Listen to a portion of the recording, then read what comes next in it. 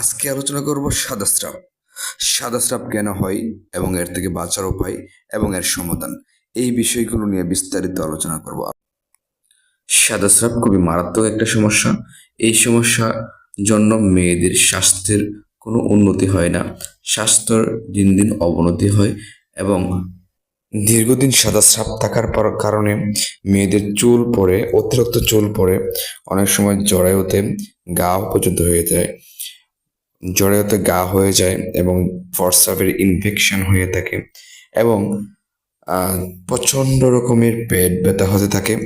এটা খুবই মারাত্মক একটা সমস্যা, বুঝতে পারছেন আলোচনা থেকে। তো সুপ্রিয় দর্শক, এটার সুন্দর একটা সমাধান আছে, সেটা হচ্ছে একটা ট্যাবলেট ইউজ করার মাধ্যমে।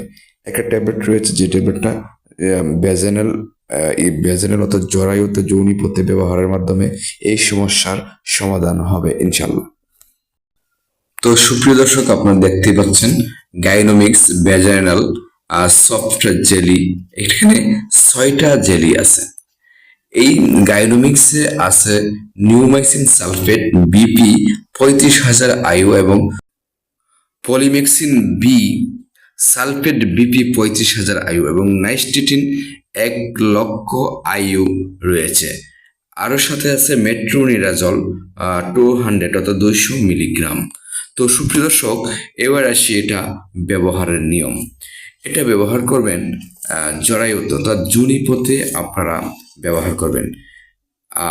জরায়ু উঁচু করে নিচে একটা বালিশ রেখে পা উঁচু করে জরায়ুতে এটা দিবেন।